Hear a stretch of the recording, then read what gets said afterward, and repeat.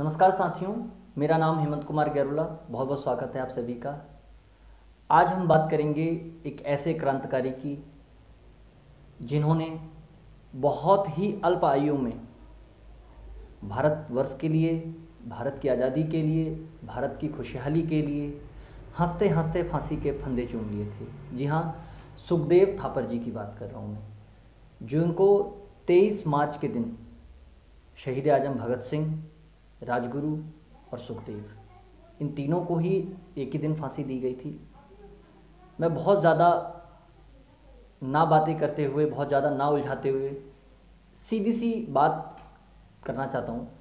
वो बात यह है कि कैसा माहौल था अंग्रेज़ों का। मैं कल्पना करता हूँ और मेरे साथ आप लोग भी कीजिए कि अंग्रेज़ी हुकूमत में 5 लोग इकट्ठा एक साथ नहीं हो सकते थे। जो अंग्रेज़ों के खिलाफ बोलता था उसका दमन कर दिया जाता था, उसे मार दिया जाता था, उसे गोलियों से मार दिया जाता था। स्वतंत्र थे अंग्रेज, कुछ भी कर सकते थे। अंग्रेज़ों को कोई कहने वाला नहीं था। क्या भय का माहौल था। लेकिन सोचता हूँ मैं कभी कभी कि भारतवर्ष ने ऐसे भी शेर को जन्म दिया है जिन्होंने, भारत तो गुलाम रहा लेकिन इस गुलामी में आज़ादी का जीवन जिया। भगत सिंह, सुखदेव, राजगुरु और इनका पूरा जो भी टीम थी, ये बहुत ही संघर्षशील विचारों की थी। इनका मानना था कि आदमी कभी गुलाम नहीं होता, केवल उसकी मानसिकता गुलाम होती है, जो इन्होंने सिद्ध भी किया।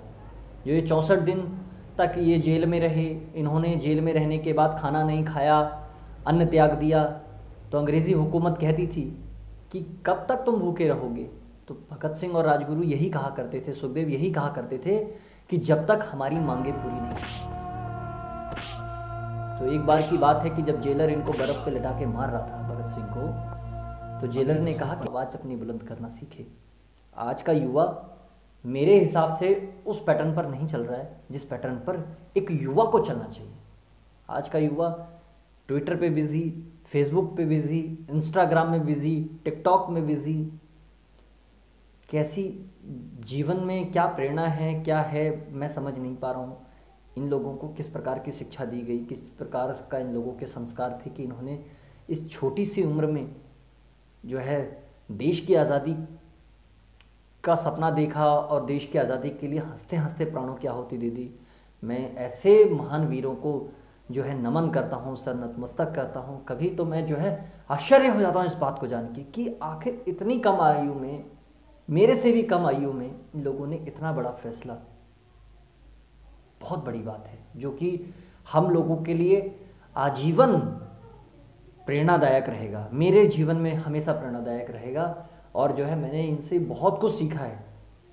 मैंने एक बात और जानी है कि जीवन में जो यहाँ आया है उसने जाना ही जाना है, लेकिन अपने देश के प्रति, अपने राष्ट्र के प्रति इतना प्रेम जो है अगर सीखना है तो एकमात्र इनसे सीखना चाहिए। क्योंकि जिस निस्वार्थ भाव से इन्होंने देश की आज़ादी के लिए सपना देखा, और ये लोग तो पहले से ही कहते थे कि जिस लीग पर देश को आज़ादी ये लोग दिला रहे हैं वो आज़ादी छोटी होगी, एक बार हमें फिर आज़ादी की लड़ाई लड़नी होगी। और वही हो रहा है। क्या आज मजदूर को मजदूर का हक मिल पा रहा है? क्या आज किसान को किसान का हक मिल पा रहा है? क्या आम इंसान के हालात बदले हैं? क्या पुलिस प्रशासन की व्यवस्था बदली है? क्या राजतंत्र बदला है? क्या अधिकारियों के तौर तरीके बदले हैं? क्या शोषणकारी नीतियां बदली हैं? कुछ नहीं बदला है। अगर बदला है तो सिर्फ दिन, सिर्फ साल, सिर्फ समय, और सिर्फ गोरे अंग्रेजों की जगह काले अंग्रेज आके बैठ गए। मैं इस बात से बिल्कुल ताल्लुक रखता हूं भगत सिंह की। कहा करते थे इन बातों को, सुखदेव कहा करते थे इस बातों को। क्या इन लोगों ने इसी दिन के लिए अपने प्राणों की आहुति दी? अरे आज तो लोकतांत्रिक व्यवस्था है, हम बोल सकते हैं, हम समझ सकते हैं, हम पढ़ सकते हैं, हमें आज़ादी है, हम कुछ भी कह सकते हैं, हमारा संविधान हमें आज़ादी देता है। आज फिर भी इस देश का युवा जो है अपने हाथ खड़े कर रहा है। मैं पुनः इस बात की अपील करता हूँ कि जितने हमारे क्रांतिकारी रहे हैं इन सभी से हमें प्रेरणा लेनी चाहिए। ये सब हमारे मार्गदर्शक हैं। मार्गदर्शक अगर हमें बनाना है तो इन रियल हीरो को हमें अपना मार्गदर्शक बनाना है, ना कि उनको नहीं जो इनकी प्रतिभाओं को करते हैं। अगर हमें बनना है तो सलमान खान का, शाहरुख खान का, इनका नहीं बनना है फैन बनना है तो भगत सिंह राजगुरु इनका बनना है। जन्मदिन मनाना है तो इनका मनाओ और संकल्प लो इस बात का कि हम अपने राष्ट्र के प्रति प्रेम बढ़ाएंगे। और मैं इनको अपने जीवन में उस स्तर तक मानता हूँ जिस स्तर तक एक माता पिता का मेरे जीवन में योगदान है। क्यों आज का युवा जो है भगत सिंह नहीं बनना चाहता, चंद्रशेखर आज़ाद नहीं बनना चाहता, क्यों आज की लड़की जो है रानी लक्ष्मीबाई नहीं बनना चाहती? क्योंकि इतिहास ने इनको भुलाया है, कोई विशेष योगदान नहीं दिया।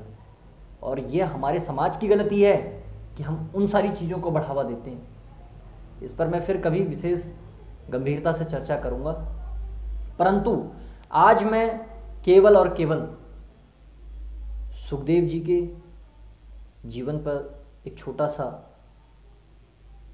दर्शन डालने के लिए आप लोगों के बीच, प्रकाश डालने के लिए आप लोगों के बीच आया था। और जो है मैं पुनः ऐसे क्रांतिकारी को नतमस्तक होकर जो है श्रद्धांजलि देता हूँ और जो है उनको जो है नमन करता हूँ।